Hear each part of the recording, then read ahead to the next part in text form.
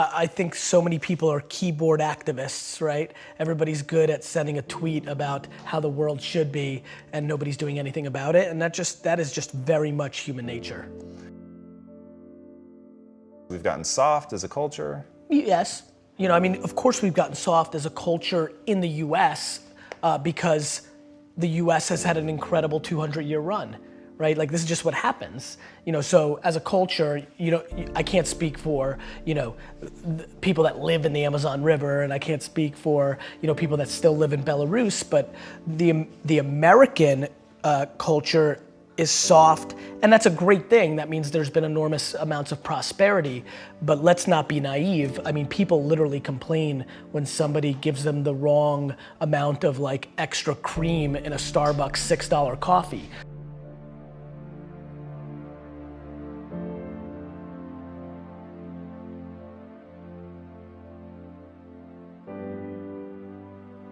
My lack of interest in complaining is so high, and when I watch what people complain about, it breaks my heart because they completely lack perspective. And I genuinely believe my happiness and optimism comes from my perspective. Even in political unrest times like right now, a lot of people are very bent out of shape, but the reality is that it's just never been better to be a human being. That's just the truth, that's just data, that's reality. And yeah, I mean, it's just a very fun time to be alive.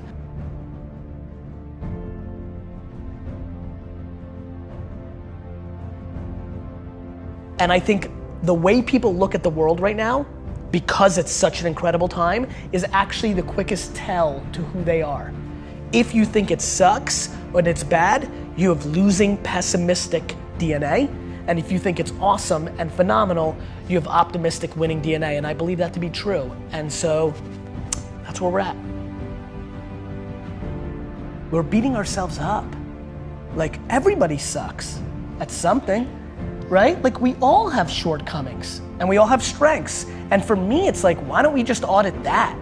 Like, why don't we just look at it that way and be like, all right, well, I'm good at this, but I'm not good at that. Like, and then I only focus what I'm good at, right? Like, I don't dwell that I can't fix shit around the house. I call somebody to fix it. Like, I'm not a man. I don't give a fuck. Like, you know, I don't get it. Like we all, like, I also think it's awesome that I'm so emotionally stable and I'm the emotional backbone of everybody. Is that what a dude's supposed to do? Like these cliches, these stereotypes, they're so silly. I'm fully in love with myself.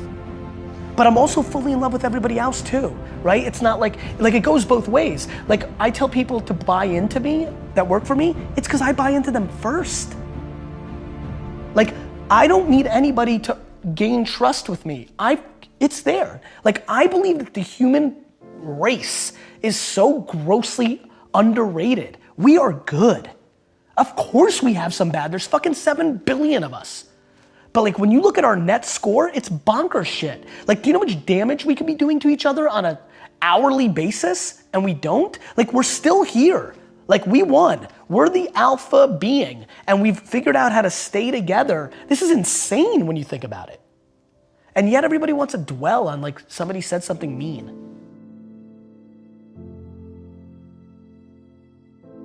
If you want to be an anomaly, you have to act like one. Like people want all these special things to happen, but then they're acting like everybody else.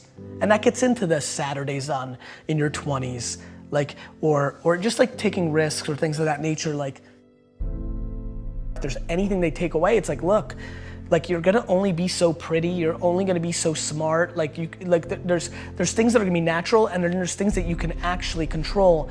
I do believe, and I don't know if I'm right or wrong, I don't, but I do believe that work ethic is a taught behavior. It's something you do have more control over. And you know what really sealed the deal for me? Getting healthier. I was 38 years old and it didn't come natural to me. Like it didn't come natural to me at all. I hate the gym. I hate it now. I hate it, I don't like it, I don't want to do it. But I knew it was important. And somewhere around midway through being 38 years old, I got serious, I figured out my system, I made the financial commitment, and I've won, right? And I'll never lose again because the system was I needed to be accountable to another human being.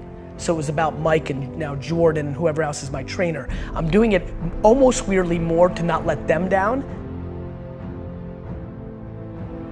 I feel like there's a shift that can make people work harder. The big one that I push is you're gonna die. Like if you're like to me, life is broken down into complaining and not. So if you're not complaining, well then I have no advice for you. I'm pumped.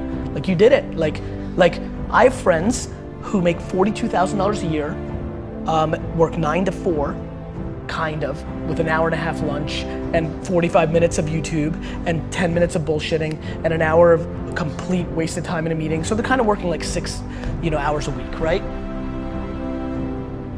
But they're pumped. And they text me, these are high school friends, and they'll text me like how happy they are to be the coach of their kids' baseball team. And like that's amazing. Like that seems very obvious to me. That's right. You know what's super weird? I'm actually weirdly envious. It sounds cool, like in theory, right? Grass is always greener, right? Like far less pressure, like all that time with my kids, oof, that would be cool. Like there's just like all these things that I can justify. So to me, but I have friends who have $100 million in the bank because of Facebook's IPO, who complain, who are still hungry, who want to do even more, who will complain to me because they know I work a lot about no work-life balance and they don't get to spend enough time with their family. And I'm like, you have $100 million. Like you could stay home, like you're in control. Like don't complain about it. You've made that choice. Don't bullshit me. Like you want to spend more time with your family? Spend more time with your family. I'm trying to be very careful about what I'm saying versus what I'm doing, because that's how you get exposed. And I don't mean like people calling you out and being like, you suck. I mean to yourself. I don't want to be exposed by myself. It's looking yourself in the mirror and saying like, am I doing this right? So to me, there's so many people that are talking shit about how big of an entrepreneur they're gonna be and how much they're gonna achieve, and they don't work on weekends. I worked every Saturday of my 20s. And I talk to 20-year-old entrepreneurs every single day. Lately, I've been saying to them, this Saturday, you're gonna have more time off than I've had in my entire 20s on a Saturday. So before you tell me how you're gonna be bigger than me, start thinking about what you're actually doing.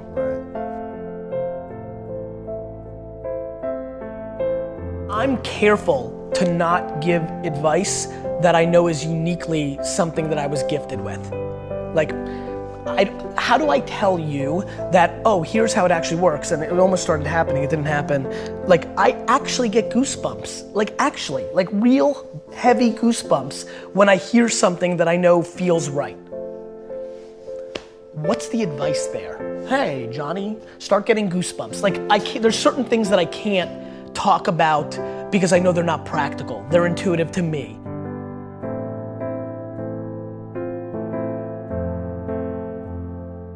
I plan to instill kindness into my kids. I plan on instilling perspective into my kids. I plan in instilling just being a good human being. I plan on making sure they don't use their parents' wealth and micro fame and leverage to impose on any other person. I'm petrified of that. If my kids try to punk their friends on my shit, I'm gonna beat the fuck out of them. That's just loser DNA. You didn't do that. Right? I'm not obsessed with tactics. I'm obsessed with religion. So I have a lot of wealthy friends at this point who think it's smart for them to sit first class, but the kids in coach. It's a tactic. They send their kids to Africa to build a school for a week. It's a tactic. It's like my friends that love the environment. The number 2 sector in the world that is hurting the environment is the fashion industry. When you run the math of what's doing bad to the earth, it's the number 2 industry behind gas. I don't even want to say it because I'm not sure if it's gas and oil. The number 2 industry, this I know for a fact, is the fashion industry. So all my fancy friends who love the environment, are they willing to give up their fucking Louis bags? Let's see, right? So I think people talk shit. So you let them sit coach and you went first class, but you went to, Hawaii and ate at all the best you can't pick and choose. To me, it's binary. So I don't want to be a hypocrite. So my big thing is look, you need to be kind. Mean is just non-negotiable in our family, right? And then you just need to not be full of shit. If you want to look at daddy's mountain and you want to say what I did to my dad's, and that was a big mountain for an immigrant, like, wow, dad did it, right? If you want to say, I'm going to climb that and I'm going to climb bigger, awesome. Like, I'm pumped. I'm weirdly not cheering for you because I'm just a weirdly competitive dude. This is actually something I'm not proud of. I'm comfortable saying this and I believe this is a flaw, but I don't want my kids to beat me. I don't. Like, I hate saying it. I know this is where I get in trouble. People will take one little clip from one video interview and they're like, you're bad. It's just my truth. I don't want to bullshit you guys. Like, I'm that competitive.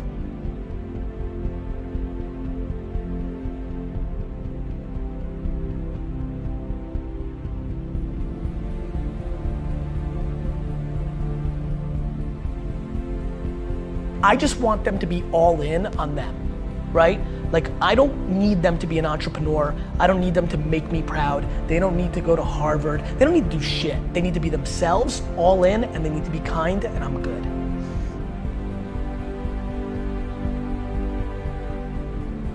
Like, everybody thinks their stuff is so good. Like, every day, Gary, my Instagram's so on fire, it's so awesome. Why is nobody, like, why am I not gaining followers? Because it's not awesome. We all think our stuff is the best, and like, I get that, but yeah, that would be my advice, only because that also is liberating. To me, everything's about breathing, right? Like, to me, everything is about, like, take full ownership for everything, and then everything gets easy, because then you're in control.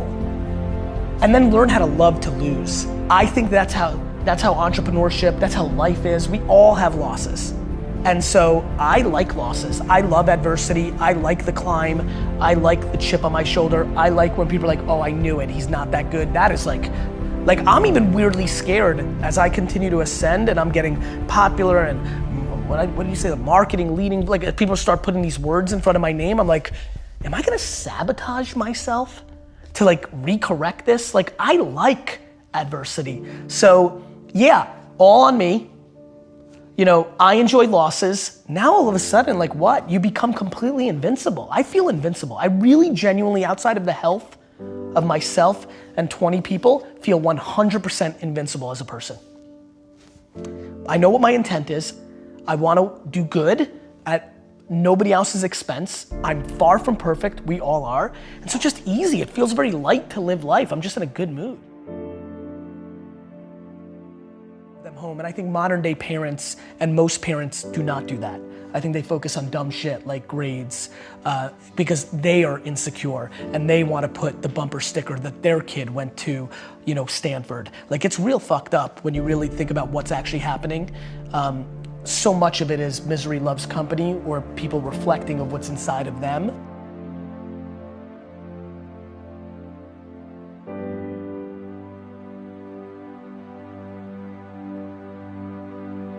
Is the impact that you want to have on the world? Same thing that attracts so many of millions of people to people that are selling bullshit, those same people are attracted to me.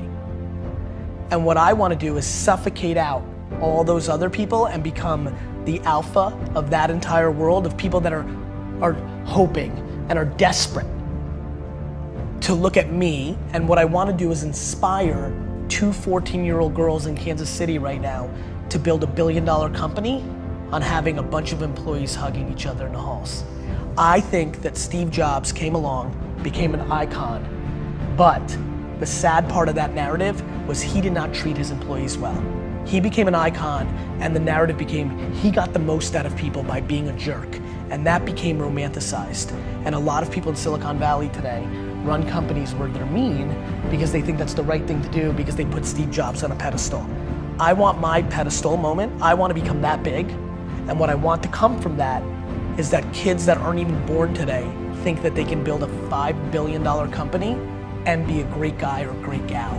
I want to build the biggest building in town ever by just building the biggest building in town, while I think most people try to tear down everybody else's building. So I think positivity and good is practical advice to building an empire, and I want to be the poster child of the person that built the biggest, baddest empire and did it by being a good dude along the way. And not everybody's gonna be happy about everything I did, but if it's 97% of people talking good behind your back, that's a real legacy. And I wanna do it in a pop culture way. I'm gonna do it anyway. People have done that before. Just so you know, there's plenty of people. Warren Buffett's a really good dude. Like there's plenty of people that have done that. There's a difference. I wanna do it and I wanna be a rock star, right? Like, and that's where you influence people. Like, you know, like I wanna do it, but I also wanna be the most popular. And so then that person's like, oh, I wanna be him, so I guess I'll be nice. Like I wanna literally take people who have DNA that's kind of nice and make them more nice because they think that's how I became big. So I basically wanna trick the business world into becoming kinder.